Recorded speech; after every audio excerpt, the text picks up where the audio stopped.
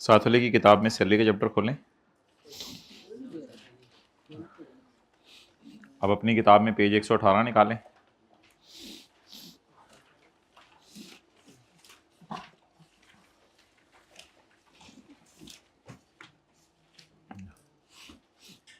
Doctor Jamal नहीं होता था, FCPS भी कर लिया था उसने।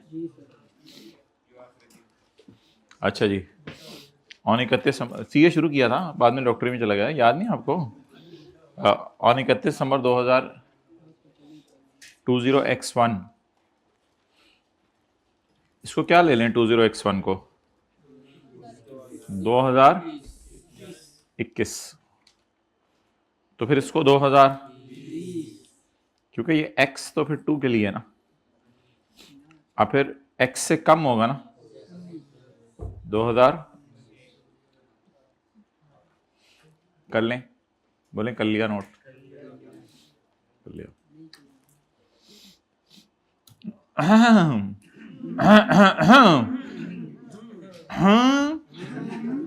शर्म नहीं आती आगे से जवाब सुनो इन लोगों के।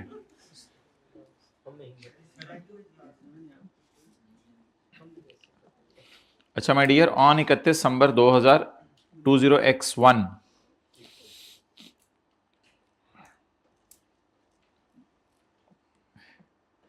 अच्छा रिक्वायरमेंट कौन सा साल है? नोट कर लें, 20x2 है ना।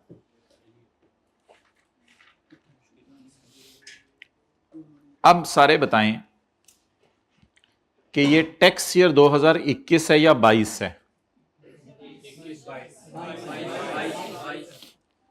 एक बात याद रखिएगा माय डियर, इसका मतलब होता है 1 जुलाई 20x1 से लेके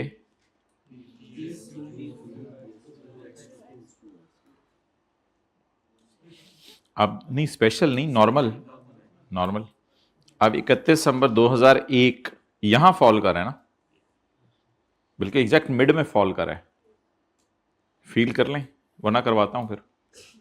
31 दिसंबर 2001 यहां फॉल कर रहा है, और यार आप कॉन्फिडेंटली लिखें यहां 2021, लेकिन मुझे सोच के बताएं बचपन से हम क्या कह रहे हैं? 31 दिसंबर 2021 का मतलब तो 2022 का साल आधा गुजर चुका है, बल्कि क्योंकि 30 जून 22 को ईयर एंड होना है ना, तो ऑब्वियसली इट इज अबाउट हमारा साल। बोले हमारे साल के पहले 6 महीने गुजर चुके थे, ये देखें ना, ये है, और पहले 6 महीने गुजर चुके थे और जमाल ने रिजाइन कर दिया। बिल्कुल जनरल से हॉस्पिटल में काम कर रहा था, जनरल से हॉस्पिटल में काम कर रहा था। रिजाइन करते ही अगले दिन, रिजाइन करते ही अगले महीने he received the following amounts in final leave encashment इसको मिली है।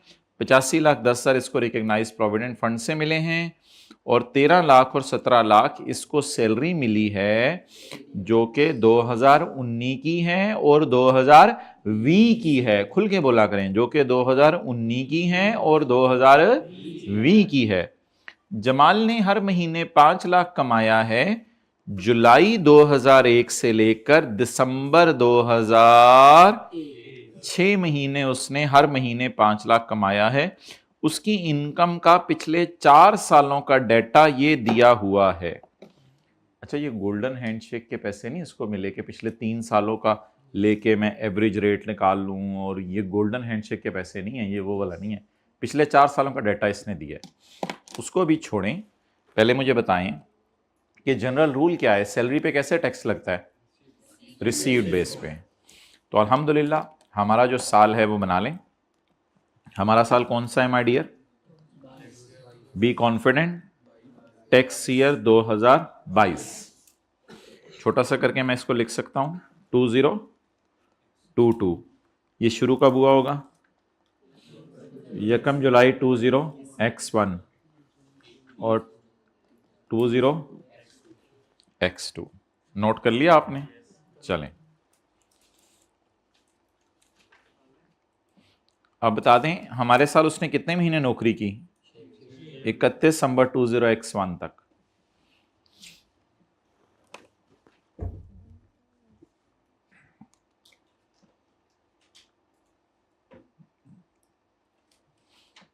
जी।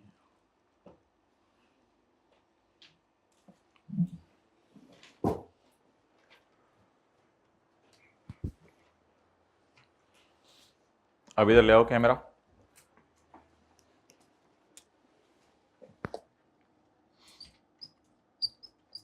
Option 1,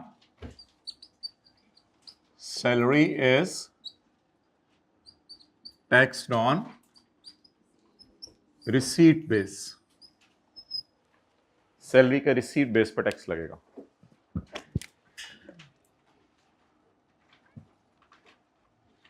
tax year 20x2 means यकम जुलाई 20x1 से 30 जून 20x2। बार बार बोलें, यकम जुलाई 20x1 से 30 जून 20x2 ये साल है हमारा। जुलाई, अगस्त, सितंबर, अक्टूबर, नवंबर, दिसंबर, 6 महीने की बेसिक सैलरी बोलें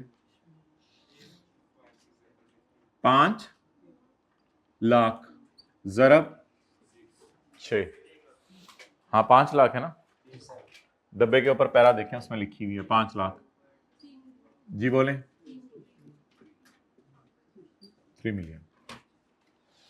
leave encashment, leave encashment government employees की माफ होती है, बाकियों की तो टैक्सेबल होती है। 3 अंडे उड़ा दे, इतने अंडे कहां लेके जाएंगे? जी। रिकॉग्नाइज्ड प्रोविडेंट फंड, ये एम्प्लॉयर कंट्रीब्यूशन है, एम्प्लॉय कंट्रीब्यूशन है या इंटरेस्ट है?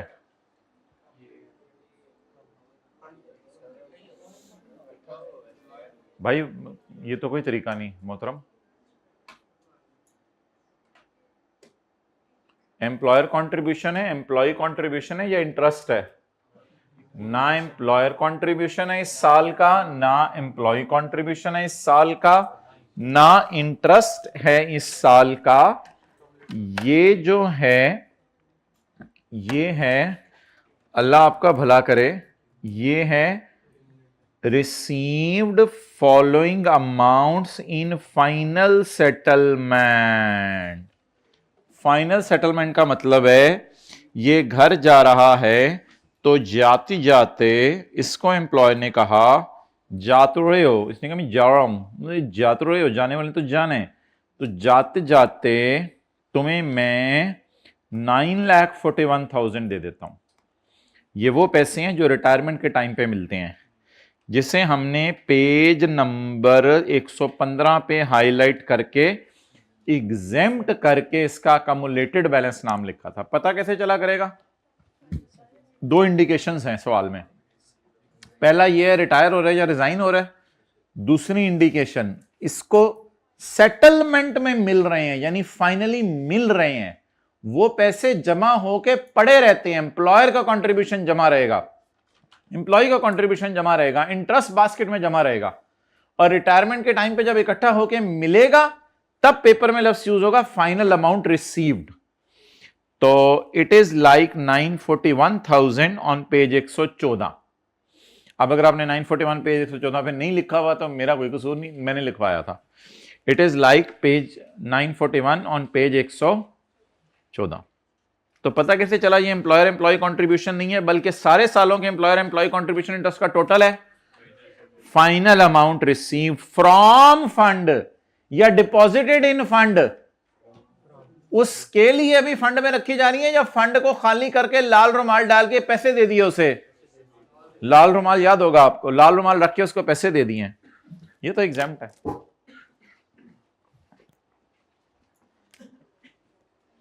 रिकॉग्नाइज प्रोविडेंट फंड से अकोमोलेटेड बैलेंस एग्जाम्प्ट।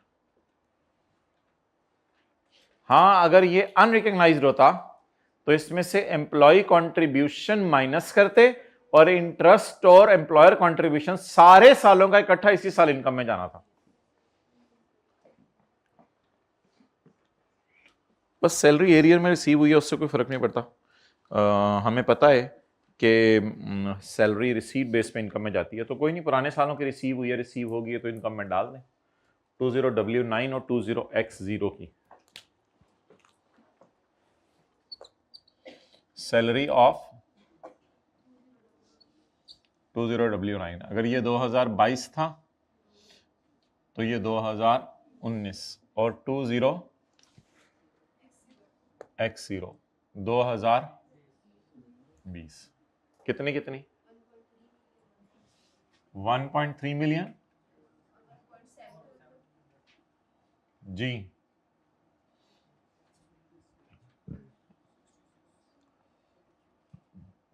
जी यही इसकी टैक्सेबल इनकम आ गई है, यही इसकी इनकम फ्रॉम सैलरी है।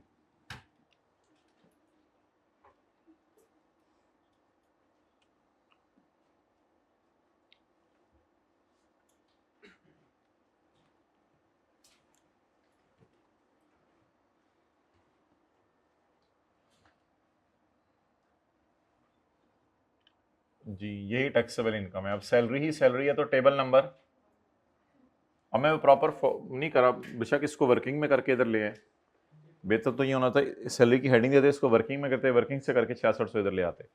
बस अब टैक्स निकालें, खत्म करें। टेबल नंबर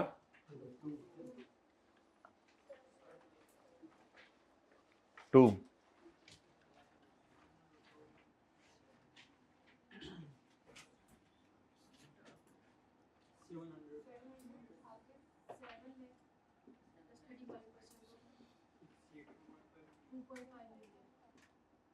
जी 175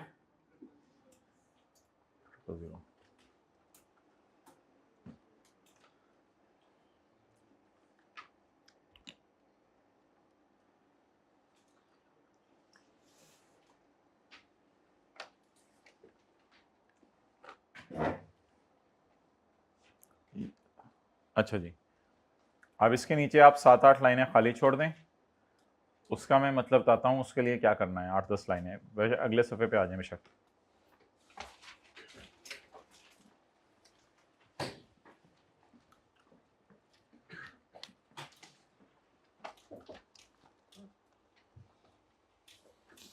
अब पढ़ें।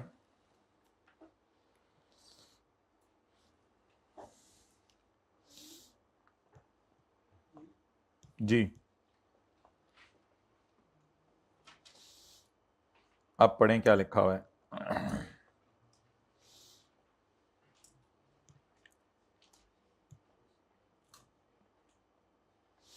पेज 91 ना निकालें। Where salary is paid to a person in arrears, जहां एक सैलरी एरियर्स में मिले। ये देखें 1300 और 1700 एरियर्स में मिली है। अच्छा जनरल रूल तो सही है, जनरल रूल तो हमने फॉलो किया है। जनरल रूल तो पहले सफ़े पे लिखा हुआ था कि salary received by an employ shall be chargeable to tax. General rule यही है कि जो रिसीव हो गई है उसे इनकम में डाल दो, मत देखो किस साल की है, क्योंकि शायद थीम ये है कि बेचारे एम्प्लॉय पर टैक्स ना लें जब तक उसे मिले ना। पहले बेचारा नौकरी करे, पैसे मिले नहीं, टैक्स क्या लगाएं, एक्रूअल अकाउंटिंग क्या लगाएं। लेकिन एक रिलैक्सेशन है, where salary is paid to in arrears, और आपको लगे कि इसकी वजह से आप पे ज्यादा रेट लग गया है as compared to the rate that was लगता अगर सैलरी आपको उस साल मिल जाती जिस साल आपने सर्विस दी थी, तो फिर कमिश्नर को नोटिस देके वो वाला रेट लगा सकता है जब उसने कमाई। तो अभी मैंने कौन सा रेट लगाया, वो वाला रेट लगाया है जब कमाई, या वो वाला रेट लगाया है जब मिली? जब मिली। इसके नीचे 7-8 लाइनें छोड़ दें। ऑप्शन नंबर 2 अगला page, salary taxed on accrual basis या फिर when it is earned, when it is earned. फिर मेरे ख्याल से अब ऐसा करेंगे 1300 और 1700 को खींच के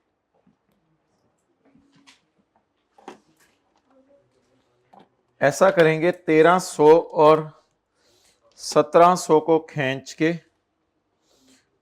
1300 को खींच के इस 32 लाख में डाल देंगे और 1700 को खींच के इस 38 लाख में डाल देंगे। ये फिर कौन सी अकाउंटिंग हो जाएगी? एक्रूअल अकाउंटिंग, क्योंकि इसमें तो पुरानी वाली अपनी पड़ी हुई है ना, इसमें तो रिसीट वाली पड़ी होगी जनरल रूल के मुताबिक। तो अब 1300 और इसको ड्रैग करके उधर खींच दें।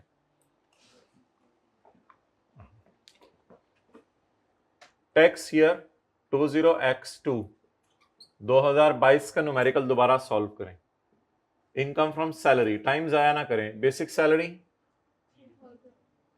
3000, लीव इन कैशमेंट 600, प्रोविडेंट फंड, बस इन दोनों को अब ड्रैग करके कहीं और लेके जाना है। आप जाएं जरा, थोड़ा सा टाइम लगेगा। 36 लाख पे टैक्स निकालें, खाली सैलरी है।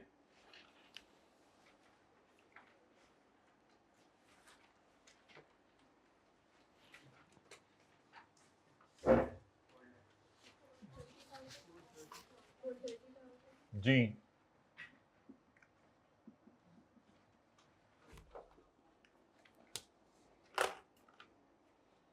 जी, टैक्स बताएं। 430,000, कैच इट जी, प्लस 30% ऑफ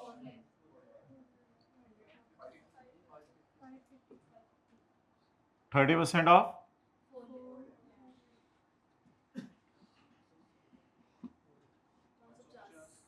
500, बस खत्म हो गया सवाल। दोनों में से जो लोअर है वो टैक्स है हमारा। आपने अभी इसको निकाला है, यहां से रेलेवेंट साल में जाके डालें तो सही, इसको कहीं और जाके डालें तो सही। ये तो इस साल से भी निकाला है आपने, हमारे साल से निकाल दिया है, क्योंकि आप किस अकाउंटिंग की तरफ जाने लगे हैं, एक्रूअल। अब इसको वहां वहां डालें जिस साल की ये बनती है। अच्छा, 2022 से पहले कौन सा साल आया होगा? 2021। इसमें तो कोई मसला नहीं, इसमें तो कोई मसला नहीं। इसमें बस 48 लाख और 360 को ऐसे एज इट उठा लें। ऐसे इधर आपने समझने के लिए उठा रहा हूं, फिर आपको बताऊंगा क्या करना है। इस साल को आप स्किप भी कर सकते थे।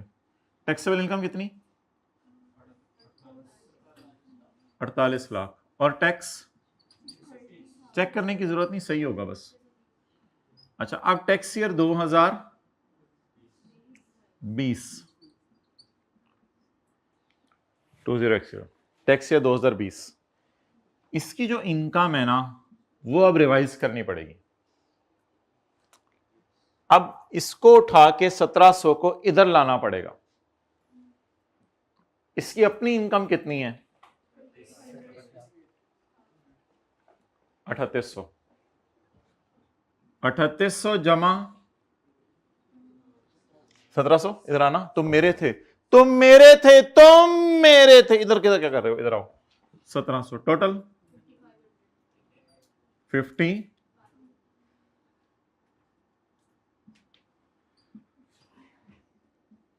अब सैलरी वाला टेबल ही लगाएं, उसने कुछ नहीं बताया हुआ तो सैलरी का ही डाटा सारा।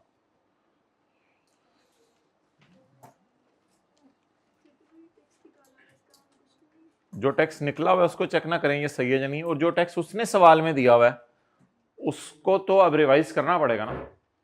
मैं अब पेएबल टू गवर्नमेंट कितना है वो फिर अलग बहस होगी, वो कर लेंगे। फिलहाल उसने जो सवाल में टैक्स दिया हुआ है अब वो मेरा बनता नहीं है, मेरा कुछ और बनता है।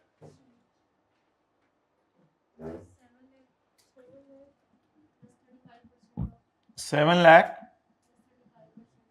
ऑफ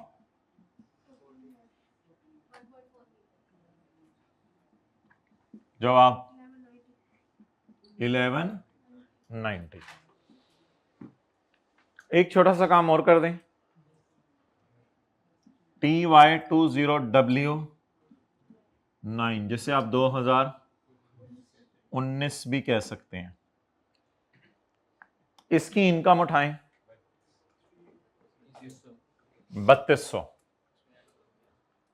और इसमें इसकी इनकम डाल दें 3200 जमा 1300 4500 और बाकी सारे उठ। चलें जी, टैक्स काटें।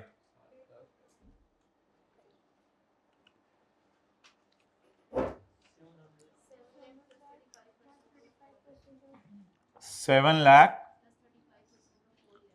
प्लस 35% ऑफ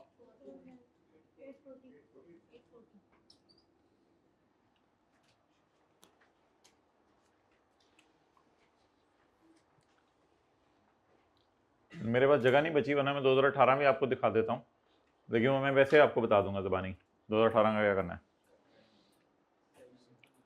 आप बताएं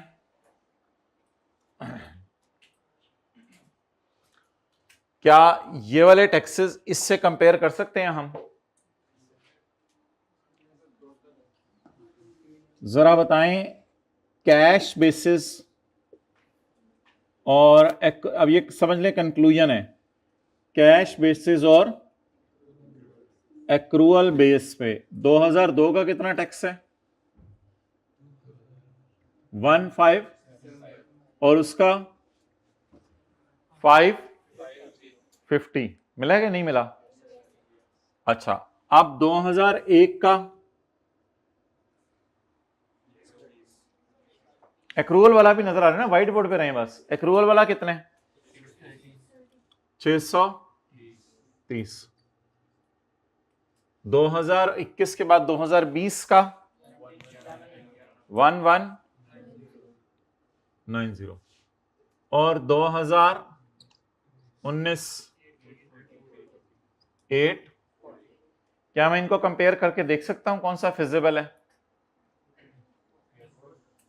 नहीं, क्यों नहीं कर सकते? ऊपर 1 साल का टैक्स है।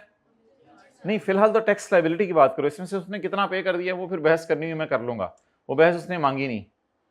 इन चक्रों में कि हुकूमत को कितना देने, मैं उसकी बात नहीं कर रहा, मैं कह रहा हूं जो दोनों तरीकों से बनते हैं उनमें से क्या बेहतर तरीका है, बताइए क्यों नहीं कंपेयर किया जा सकते? ऊपर 1 साल का टैक्स है और नीचे। अच्छा, अब क्या इसका हल है, कंपैरिजन कैसे करें? जाहिर बात है पिछले सालों का टैक्स भी डाल दें, लेकिन कौन सा वाला? कैश वाला तो गिवन है, गिवन है। अब अगर आप मुझे इजाजत देते हैं तो इसका कैश बेसिस वाला टैक्स चाहिए, इसका कैश बेसिस वाला टैक्स चाहिए, इसका कैश बेसिस वाला टैक्स ये है, या मैं इन तीनों को उठा लेता हूं और तीनों को उठा के इधर लिख देता हूं ताकि कंपैरिजन आसान हो जाए।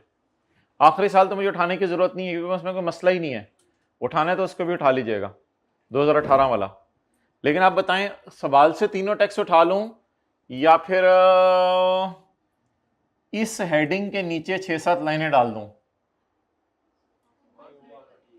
खुद नहीं कैलकुलेट करना टैक्स, जो टैक्स उसने निकाला हुआ है वो सही है, जो टैक्स उसने निकाला हुआ है वो सही है।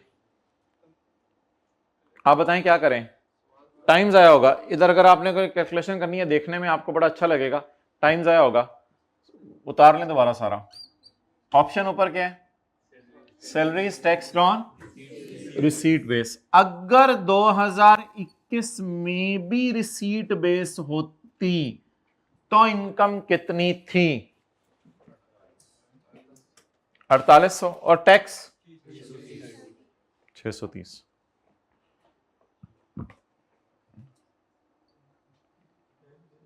ये टाइम ज़ाया होगा, लेकिन ठीक है, ज़रा एक रिदम बन जाएगा। टाइम ज़ाया हो जाए, पेपर में गलती का चांस कम हो जाएगा। आइंदा कभी इस तरह का सवाल आया। 2020 इनकम सवाल वाले ने तो कैश अकाउंटिंग फॉलो की हुई है ना पिछले सालों में, क्योंकि पिछले सालों में तो वो पैसे मिले ही नहीं थे। तो बताएं 3800 और 300, 3800 और 300, 300 क्या है? टैक्स। और TY20 W9 जी इनकम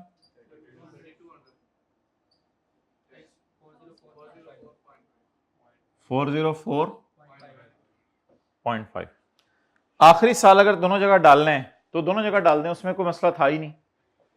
तो आखिरी साल 359.5, तो वो इधर भी इसी तरह आएगा 359.5, इधर भी इसी तरह आएगा। इसलिए मैं इग्नोर कर रहा हूं, या मेरे पास व्हाइट बोर्ड पे जगह नहीं, जो मर्जी समझ लें। पेपर में कोई करना जरूरी नहीं है आखिरी साल, क्योंकि उसके जैसे कोई मसला हुआ ही नहीं।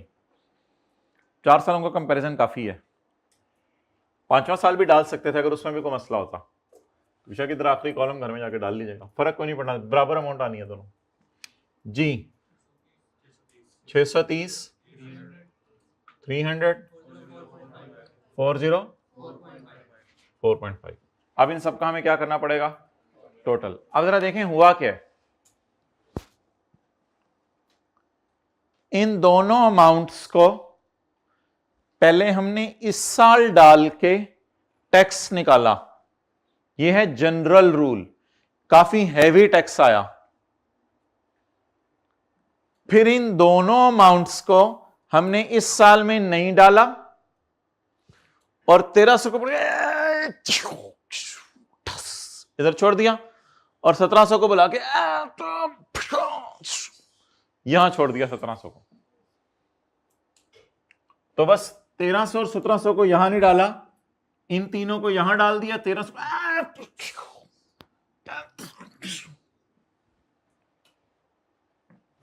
और अब ऑब्वियसली 1300 1700 इधर नहीं पड़े हुए क्योंकि वो तो पिछले साल मिले ही नहीं थे।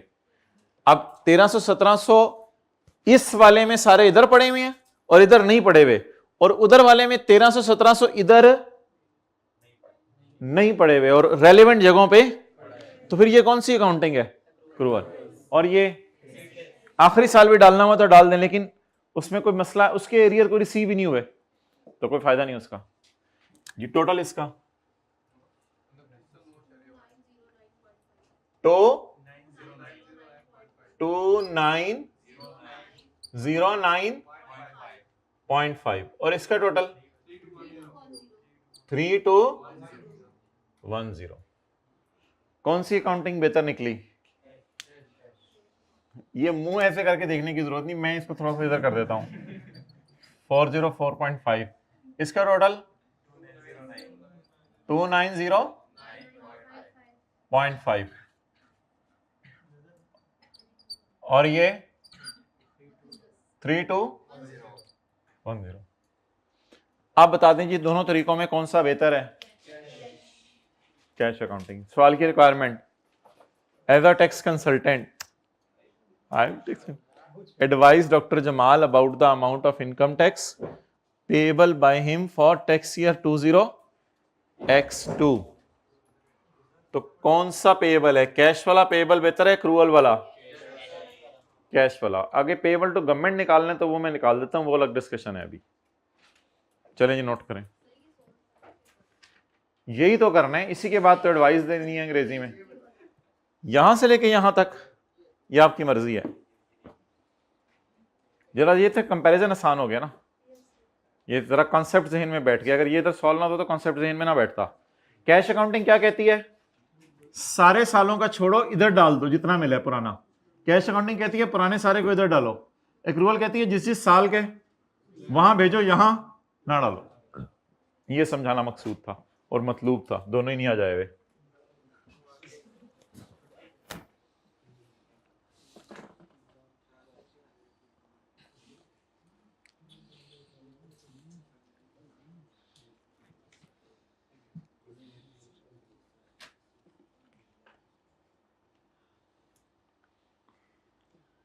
इन दोनों का डिफरेंस कितना है?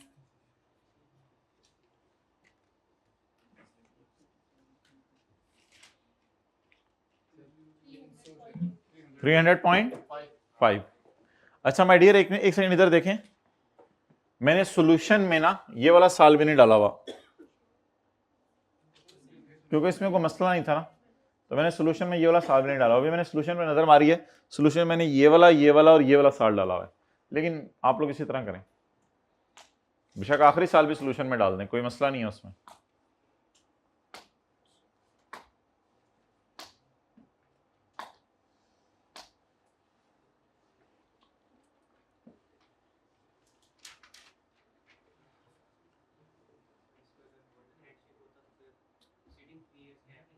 हाँ जी, वो तो वही होता है।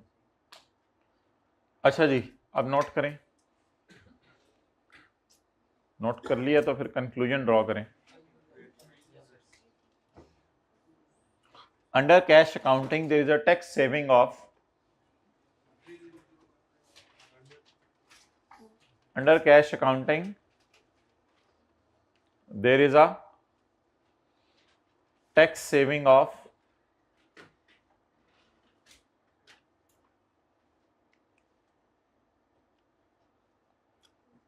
बोले 303.5 300.5.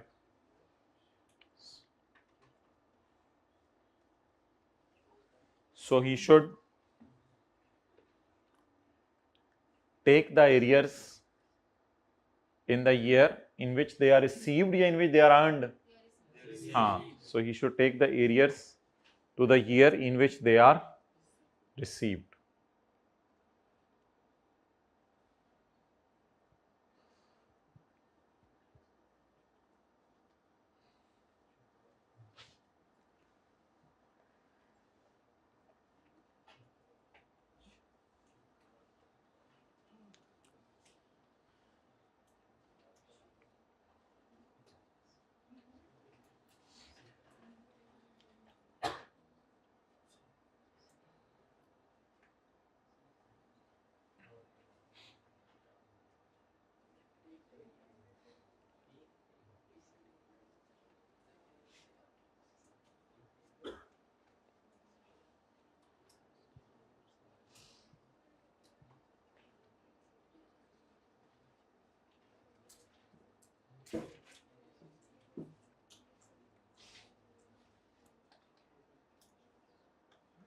पूछें क्या सवाल आ रहे ध्यान में?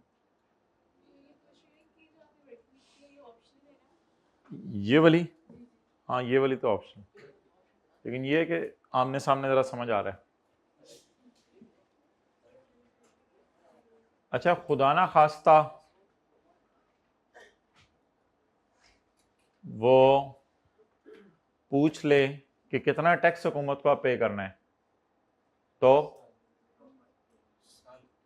मेरे ख्याल से फिर ऐसे देखना पड़ेगा कि 840 उस साल का बन रहा था जो मैंने दे दिया हुआ है, और देना कितना था 404.5। तो कोई इस टाइप का कोई रिफंड बनेगा इस साल का, असल में सारा फिर इधर डाल के दे देंगे ना, और इस तरह की कोई कैलकुलेशन होगी, लेकिन वो छोड़े पड़े, उसकी डिस्कशन नहीं जरूरत।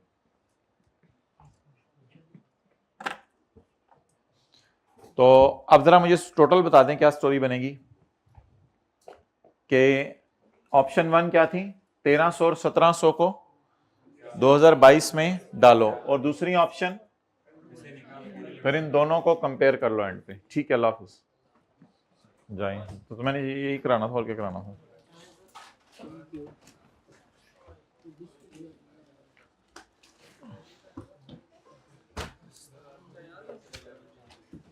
अच्छा भाई, वो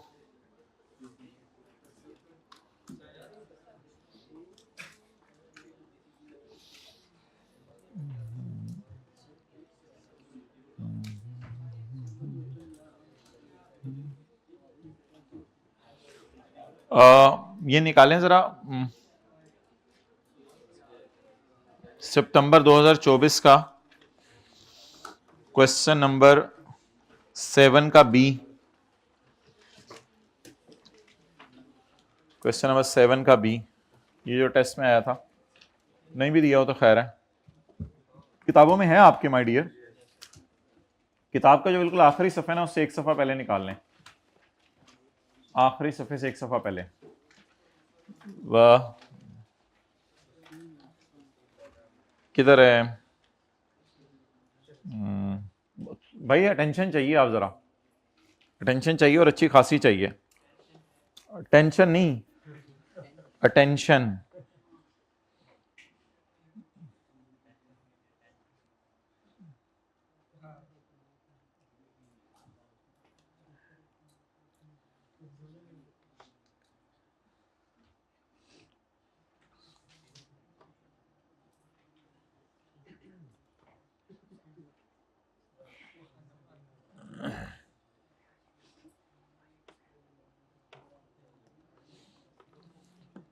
Another provision stated in 1999 rules made thereunder, तो ऊपर से पढ़े, Wasim and sons are registered person under sales tax act, sold taxable goods to Haleem. Wasim sold goods to Haleem, सारे इधर देखें, in February Wasim sold goods to Haleem, Wasim ने हलीम को चीजें बेची। इस तरह हम भी अगर लिख लेते ऊपर तो हमें भी आसानी हो जाती। अच्छा जी, under the provision sales tax act 1990 and rules made thereunder for each of the following in specify the document WS and HS are required to be issued if any and state the effect increase decrease और no effect का लफ्ज लिखना था आपने। बस effect के लिए उसने बताया था कि या इंक्रीज का लफ्ज लिखो या डिक्रीज का लफ्ज लिखो या नो इफेक्ट का लफ्ज लिखो। ब्रैकेट में उसने बताया था क्या लिखना है। On the sales tax liability of WS and HS, तो सोल्यूशन का फॉर्मेट भी उसने दे दिया आपका, एज इट इज को कॉपी पेस्ट करना था। HS registered on sales tax act. HS कौन है? Haleem Sons. Haleem Sons is registered under sales tax act and seller तो रजिस्टर्ड ही होता है भाई, फिर ही तो सेलर का न्यूमेरिकल आता है, तो सेलर तो रजिस्टर्ड ही होता है। तो अभी क्या मैं वैसे कह रहा हूं कि सेलर तो रजिस्टर्ड ही होता है ना, अनरजिस्टर्ड बंदे का तो न्यूमेरिकल नहीं आना। वो बायर रजिस्टर्ड या अनरजिस्टर्ड होता है ना। पहली मिसाल में बायर रजिस्टर्ड था, दूसरी में बायर। सेलर तो हमेशा रजिस्टर्ड ही होता है। सेलर अनरजिस्टर्ड होगा तो फिर न्यूमेरिकल उसका कैसे आना है? अच्छा जी, HS is registered under sales tax act. Buyer registered है और उसने 25% चीजें रिटर्न कर दी हैं। रिटर्न कर दी हैं तो पहले दो सिनेरियोस में से कोई या तीसरे चौथे में से कोई? पहले दो। रिटर्न का लफ्ज लिखा है। अगला सवाल मेरा, अगर पहले दो सिनेरियोस हैं तो सेलर बायर रजिस्टर्ड है या अनरजिस्टर्ड? तो किसकी जिम्मेदारी है? बस बायर की। कौन सा नोट इश्यू करने की? Debit note. तो बायर कौन सा नोट इश्यू करेगा? Debit note. इसने कुछ भी नहीं करना, जाके देख लें इसने कौन सा नोट इश्यू करना है। चलें आगे। HS is not registered. Buyer क्या है? अनरजिस्टर्ड। और फिर उसने 25% चीजें जो है वो वापस कर दी हैं जी। आप बताएं सेकंड सिनेरियो, तो क्या करें? सेलर क्या करे? क्रेडिट नोट इश्यू करे। तरतीब से वो पूछ रहा है, बायर ने कुछ नहीं करना।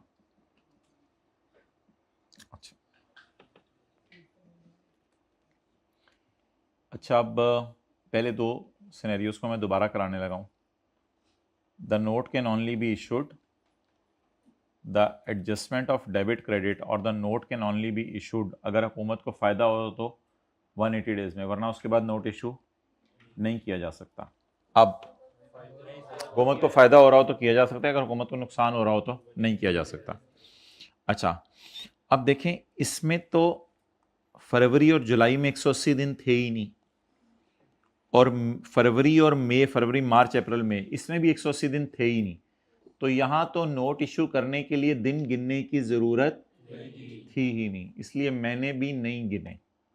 चाहे हुकूमत को फ़ायदा हो चाहे नुकसान हो, कहानी अभी कितने दिनों के अंदर है? 180 दिनों के अंदर तो जो मर्जी करें। समझ आई नहीं समझ आई? तो 180 दिनों के अंदर तो जो मर्जी करें। तो जब कहानी 180 दिन से बाहर निकल रही हो, फिर अगर हुकूमत को फायदा हो तो नोट इशू किया जाएगा, हुकूमत को नुकसान हो तो नोट इशू। आप देखें, HS is registered under sales tax act and return 25% of goods in September. कब चीजें वापस की? सितंबर में। HS is registered under. अच्छा जी, अब मुझे बता दें सिनेरियो 1 है या 2 है? भाई HS इज रजिस्टर्ड, क्यों परेशान हो रहे हैं? सिनेरियो क्या है? 1। सिनेरियो 1 में जरा मुझे बताएं क्या होना है? परचेज क्या होनी है? अच्छा, नोट पहले बता दें कितने इशू करना है। मैं परचेज कम होने का लफ्ज क्यों बोल रहा हूं, सेल का क्यों नहीं लफ्ज बोल रहा? इसलिए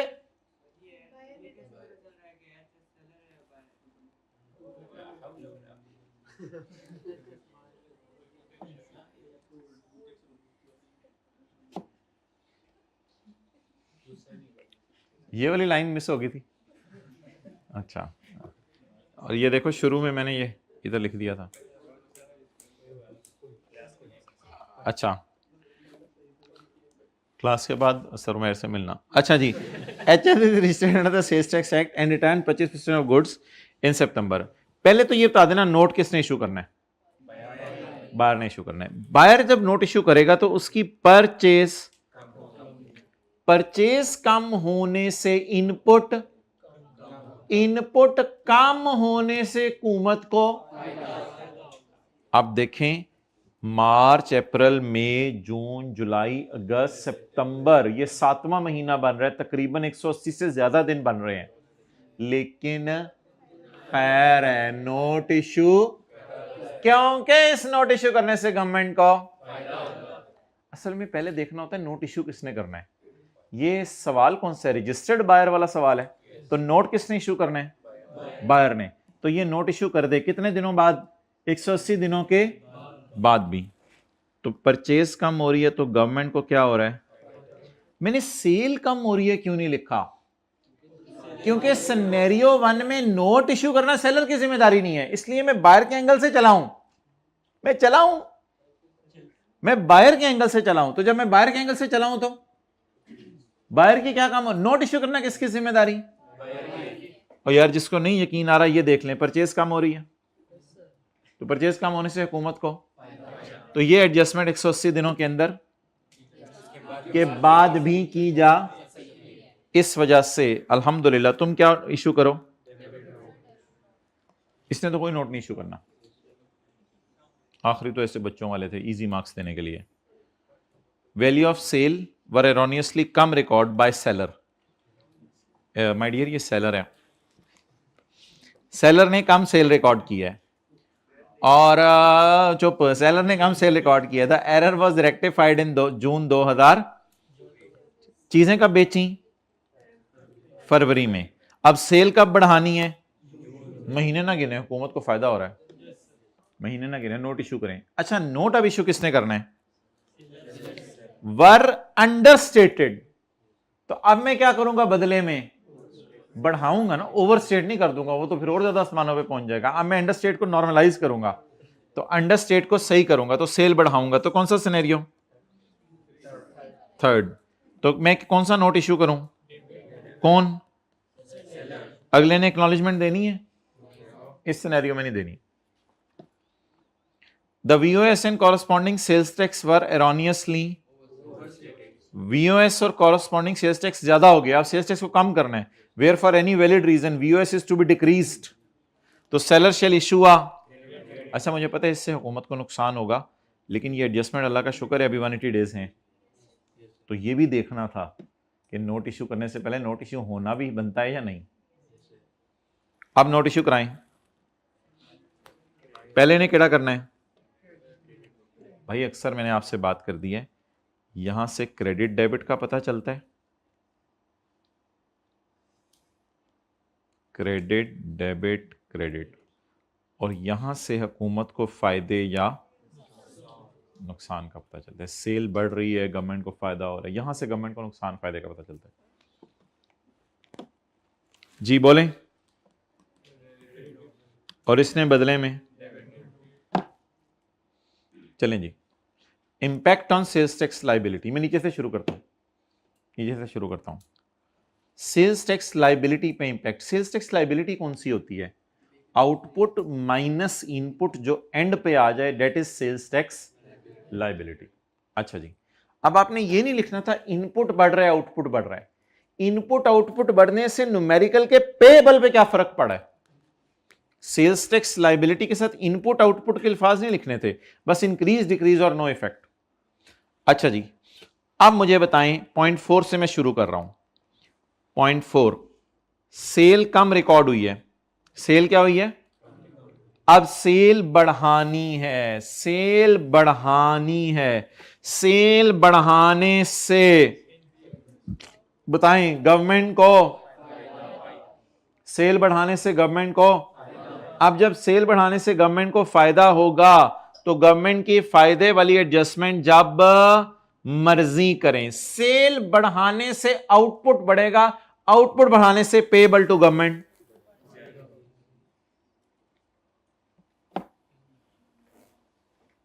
क्लियर? दूसरे की क्या बढ़ेगी? परचेज। दूसरे की क्या बढ़ेगी? परचेज बढ़ने से गवर्नमेंट को, लेकिन ये भी एडजस्टमेंट कर सकते हैं क्योंकि अभी 180 दिन नहीं गुजरे, कर सकते हैं, कोई मसला नहीं। जून फरवरी के बाद मार्च अप्रैल मई जून, अभी 4-5 महीने गुजरे हैं। इसकी सेल बढ़ी है, अगले की परचेज बढ़ने से गवर्नमेंट को जो एडजस्टमेंट गवर्नमेंट को नुकसान वाली हो वो 180 दिनों में हो, तो ये 180 दिनों के अंदर ये एडजस्टमेंट कर सकता है या नहीं कर सकता? कर सकता है। तो परचेज कम करें, परचेज कम करने से इनपुट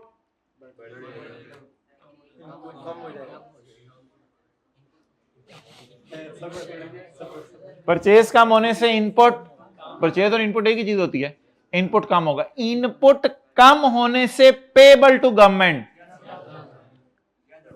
तो परचेज बढ़ रही है, परचेज बढ़ रही है, sorry I take my words back, ये सेल बढ़ी थी तो दूसरे की परचेज बोलना था आपने, एक की सेल बढ़ रही है तो दूसरे की परचेज बढ़ने से इनपुट, इनपुट बढ़ने से आउटपुट माइनस इनपुट होता है ना, इनपुट बढ़ने से पेबल टू गवर्नमेंट की फिगर कम हो जाएगी, तो इसलिए इसकी सेल्स टैक्स लायबिलिटी कर दें। 180 डेज अभी नहीं गुजरे, खैर है, हुकूमत को नुकसान दे दें, कोई मसला नहीं।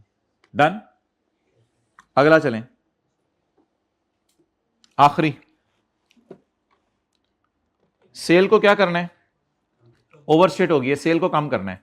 अब आपने तसल्ली से सोचना है, यहां पे सोचें,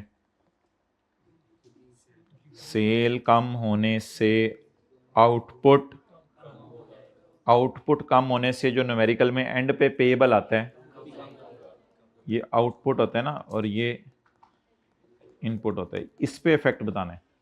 तो आउटपुट कम होने से पेएबल टू गवर्नमेंट भी, अच्छा पहले बताएं आउटपुट कम होने से गवर्नमेंट को क्या हो रहा है, लेकिन ये एडजस्टमेंट तो भी 180 दिन के अंदर ही है, तो इसको कर सकते हैं। बताएं कैसे करें, डिक्रीज। मेरी सेल अगर कम हो रही है तो अगले की परचेज कम होने से इनपुट पे, पहले बताएं परचेज कम होने से इनपुट पे क्या फर्क पड़ेगा, इनपुट कम हो जाएगा, इनपुट बढ़ने से हुकूमत को नुकसान, इनपुट कम होने से हुकूमत को, बस फिर तो टेंशन ही ना लें। अब इनपुट बढ़ाना है, गवर्नमेंट को फायदा देना है, इनपुट बढ़ाने से या कम करना है, जल्दी बताएं, कम करना है, जल्दी सोच के बताएं। सेल, जल्दी जल्दी बताएं, sale sale sale sale sale, बोले बोले बोले बोले बोले, सेल कम हो रही है और दूसरे की परचेज कम होने से इनपुट, इनपुट कम होने से गवर्नमेंट को, ये भी देख लें यहां पे, यहां लिखा हुआ था इनपुट कम होने से गवर्नमेंट को, इनपुट बढ़ने से नुकसान होता है ना, तो कम होने से गवर्नमेंट को फायदा होगा, तो फायदा दे दें गवर्नमेंट को। अब टैक्स लायबिलिटी पे इफेक्ट बताएं क्या होगा, इंक्रीज कर दिया। नेक्स्ट आगे चलें, सेल रिटर्न हो रही थी पहले में, सेल रिटर्न हो रही थी पहले में, तो सेल रिटर्न होने से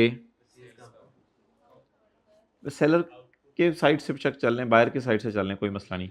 सेल कम होने से सेलर की सेल कम हो रही है, सेल रिटर्न हो रही है ना, सेलर की सेल कम हो रही है। सेल कम होने से आउटपुट, आउटपुट कम होने से गवर्नमेंट को, एक्सेलेंट।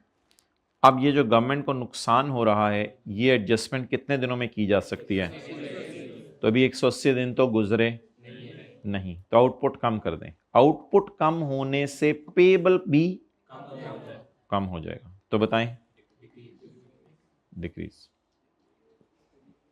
नेक्स्ट एचएस,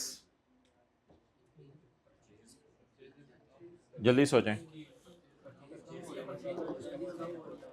परचेज कम हो रही है, परचेज कम होने से इनपुट, इनपुट कम होने से गवर्नमेंट को, अगर गवर्नमेंट को फायदा होगा तो ये एडजस्टमेंट होने जब मर्जी हो जाए, वो तो कोई टेंशन नहीं। अब इनपुट कम होने से, इनपुट देखें एक मिनट मैं दिखाता हूं, इनपुट 7 है तो ये 3 है, इनपुट कम होने से टैक्स लायबिलिटी बढ़ रही है। तो what is effect on tax liability, इस तरह करके देख सकते थे पेपर में। नेक्स्ट, अगेन सेल क्या हो रही है, वो अनरजिस्टर्ड है, उससे तो कोई फर्क नहीं पड़ता। मेरी सेल क्या हो रही है, मुझे वो चीजें वापस करके जा रहे हैं, तो मेरी सेल क्या हो रही है, सेल कम होने से आउटपुट, आउटपुट कम होने से गवर्नमेंट को, लेकिन कोई मसला नहीं, नुकसान दे दें, हमारी गवर्नमेंट ही है। नहीं नहीं, ये वजह नहीं है, नुकसान दे दें क्योंकि अभी फरवरी मार्च अप्रैल, अभी अभी 2-3 महीने गुजरे, 180 दिन नहीं गुजरे, इसलिए नुकसान दे दें। आउटपुट कम होने से इस पेबल पे क्या फर्क पड़ेगा, डिक्रीज। और अगला बंदा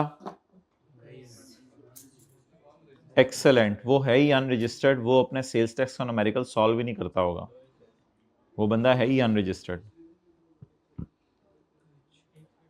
नो इफेक्ट लिख के आना था, इसको भी हमने कुछ ना कुछ ठोक दिया था।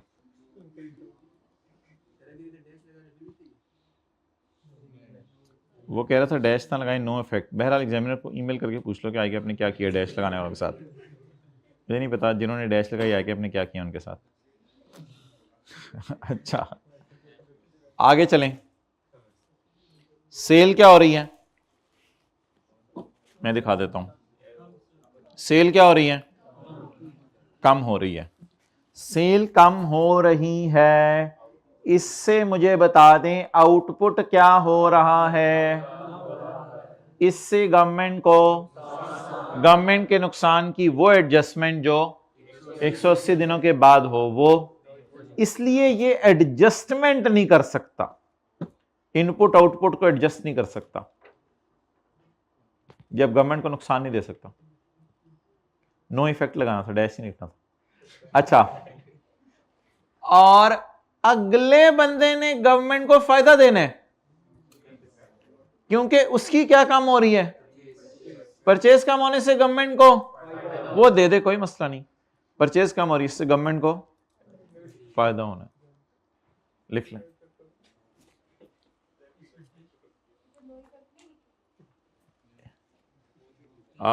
वजह बताएं। अच्छा, एक मिनट पहले जरा एचएस को देखते हैं ना। अच्छा, एक होता है नोट इश्यू करने वाला, एक होता है नोट रिसीव करने वाला, दोनों को अलग अलग देखा करें। भाई ठहर जा, अभी तस्वीर ना खींच, ये वाला आप मुझे फिल आउट कर लेने दें, तसल्ली से चलें।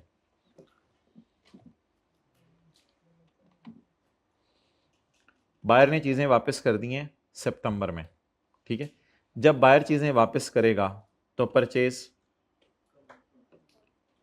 कम होगी, परचेज कम होने से गवर्नमेंट को, अगर गवर्नमेंट को फायदा हो तो नोट 180 दिन बाद भी इशू किया, इधर देखें सारे, ये नोट इशू कर दे और ये नोट रिसीव कर ले, इसने कोई नोट बना के नहीं देना, इज इट सो? पहला सिनेरियो है ना ये नोट इशू कर दे, ये रिसीव कर ले।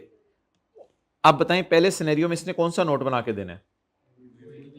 अच्छा, अब ये डिस्कशन थी रूल 20 और 21 की कि नोट किसने बना के देना है। अब सवाल यह कि एडजस्टमेंट ऑफ इनपुट आउटपुट किसने करनी है, उसके लिए उसने लिखा हुआ है where output is reduced the adjustment can only be made if the note is issued within 180 days. अब इधर आए,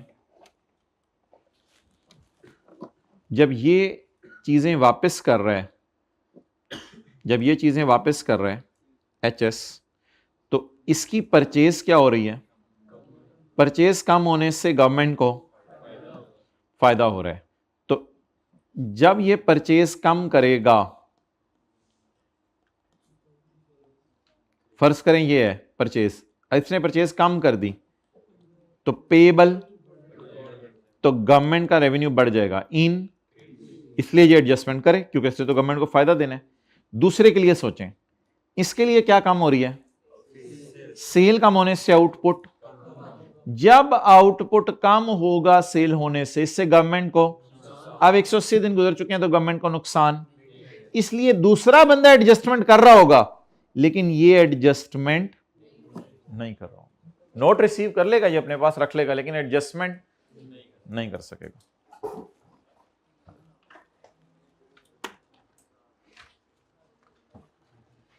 चलें जी, ओवर।